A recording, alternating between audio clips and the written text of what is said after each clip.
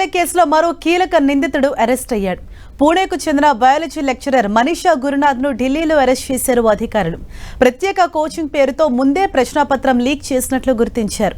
సుదీర్ఘంగా విచారించిన అనంతరం అరెస్ట్ చేశారు. ఈ కేసులో ఇప్పటివరకు అరెస్టుల సంఖ్య 9కి చేరింది. ఇక ఈ కేసుకు సంబంధించి నాసిక్లో మరో వ్యక్తిని అదుపులోకి తీసుకున్నారు పోలీసులు. ఆ వ్యక్తి 10 లక్షలు చెల్లించి నీట్ పేపర్ కొనుగోలు చేసినట్లు గుర్తించారు పోలీసులు. వివిధ రాష్ట్రాల్లోని 10 మందికి ఒక్కో సెట్ 15 లక్షలకు విక్రయించినట్లు అనుమానిస్తున్నారు. నాసిక్లోని ప్రింటింగ్ ప్రెస్ నుంచి ఇదంతా జరిగినట్లు పోలీసులు భావిస్తున్నారు. సోషల్ మీడియా ద్వారా ఇతర ప్రాంతాలకు సరఫరా చేసినట్లు గుర్తించిన పోలీసులు మరింత లోతుగా దర్యాప్తు చేస్తున్నారు. ఈ వ్యవహారంలో ఇప్పటికే 15 మంది అనుమానితులను అదుపులోకి తీసుకున్నారు. ఈ లీకేజ్ వ్యవహారంలో మాస్టర్ మైండ్ ప్రొఫెసర్ కులకర్ణిని అరెస్ట్ చేశారు. ఇటు ఢిల్లీలో బయాలజీ లెక్చరర్ మనీషా గురునాథ్ ను అరెస్టు చేసి లోతుగా విచారణ జరుపుతున్నారు.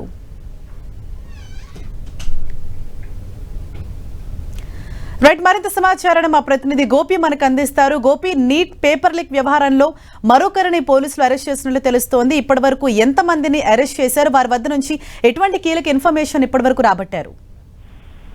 హరీష్, నీట్ పేపర్ లీకేజ్ కేసులో మరో నిందితుడిని పోలీసులు అరెస్టు చేశారు. పూణేకు చెందిన బయాలజీ లెక్చరర్ మనీషా గురునాథ్ ను ఢిల్లీలో అరెస్టు చేశారు. అయితే ప్రత్యేక కోచింగ్ సెంటర్ పేరు మీద ప్రశ్నాపత్రాన్ని లీక్ చేసినట్టుగా కూడా గుర్తించడం జరిగింది. అయితే ఇతనితో దాదాపు 9 మంది వరకు కూడా అరెస్టులను ఇప్పటి వరకు ఈ యొక్క కేసుల్లో చేయడం జరిగింది. అయితే 2026 నీట్ పరీక్షలలో సంబంధించి ఇటు అనేక సంచలన విషయాలు అయితే వెలుగులోకి వస్తున్నాయని చెప్పొచ్చు. ప్రశ్నపత్రాలకు సంబంధించిన అంశంలో దీంట్లో చాలా కీలకమైన అంశాలను ఇప్పటి వరకు కూడా పోలీసులు గుర్తించడం జరిగింది. అయితే నాసిక్ లోని ప్రింటింగ్ ప్రెస్ నుంచి నీట్ ప్రశ్న పత్రం లీక్ అయినట్టుగా పోలీసులు అనుమానిస్తున్నారు. లీక్ అయిన పేపర్ ను తొలుత రాజస్థాన్ లోని జైపూర్ కు, ఆ తర్వాత శికార్ నగరానికి, అక్కడి నుంచి దేశంలోని ఇతర ప్రాంతాలకు సోషల్ మీడియా వేదిక ద్వారా సరఫరా చేసినట్టుగా కూడా గుర్తించారు. అయితే నాసిక్ ప్రింటింగ్ ప్రెస్ కు సంబంధించి ఓ వ్యక్తిని ఇప్పటికే పోలీసులు అదుపులోకి తీసుకుని విచారిస్తున్న పరిస్థితి ఉంది. అయితే ఈ దాంట్లో ఒక వ్యక్తి దాదాపు 10 లక్షలకు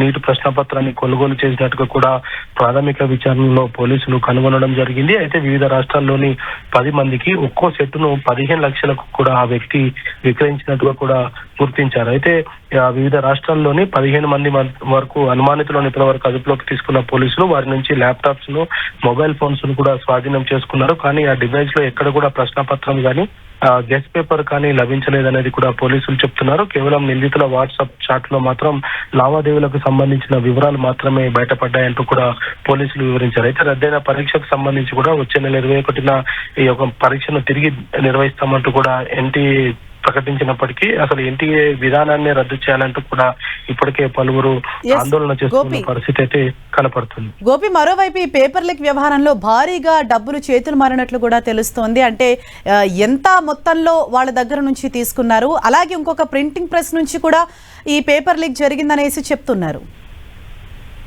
అదే నాసిక్ లోని ప్రింటింగ్ ప్రెస్ నుంచే ఈ ప్రశ్నపత్రం లీక్ అయినట్టుగా పోలీసులు అనుమానిస్తున్నారు. 10 లక్షలు చెల్లించి ఈ యొక్క నీటు ప్రశ్నపత్రాన్ని కొనుగోలు చేసిన వ్యక్తి దాదాపు 10 మందికి, వివిధ రాష్ట్రంలోని 10 మందికి ఒక్కో సెట్టును 15 లక్షలకు కూడా విక్రయించినట్టుగా గుర్తించారు. మరి ఆ 15 లక్షలకు కొనుగోలు చేసిన వ్యక్తులు మళ్ళీ ఆ పేపర్ ను సోషల్ మీడియా ద్వారా మరి ఇతరులకు కూడా అమ్మినట్టుగా వాట్సాప్ చాట్స్ ద్వారా గుర్తించామనేది కూడా పోలీసులు చెప్తూ ఉన్నారు. మరి ఇటువంటి సిచ్యువేషన్స్ లో ఇంకా నిందితుల సంఖ్య అయితే పెరిగే అవకాశాలు ఉన్నాయనేది చెప్తూ ఉన్నారు. సిబిఐ ఈ కేసును చాలా ప్రతిష్టాత్మకంగా ఇన్వెస్టిగేషన్ చేస్తుంది.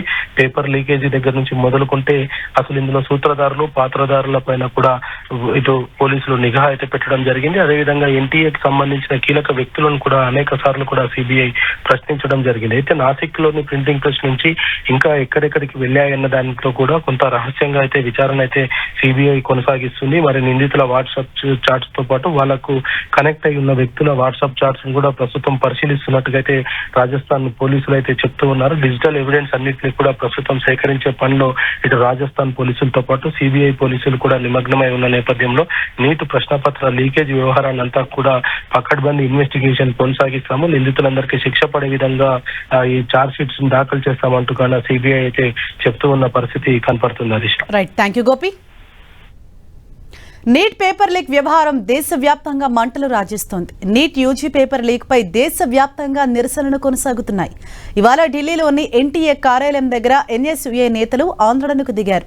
ఎన్టీఏ కార్యాలయాన్ని ముట్టడించిన ఎన్ఎస్యుఏ నేతలు పేపర్ లీక్ ఘటనకు నైతిక బాధ్యత వహిస్తూ కేంద్ర విద్యాశాఖ మంత్రి రాజీనామా చేయాలంటూ డిమాండ్ చేశారు. ఎన్టీఏను బ్యాన్ చేయాలంటూ నినాదాలు చేశారు.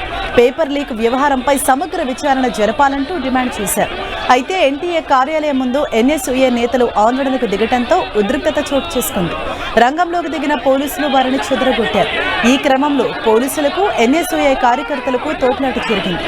దీంతో ఆందోళనకు దిగిన ఎన్ఎస్యుఏ కార్యకర్తలను అరెస్ట్ చేశారు పోలీసులు.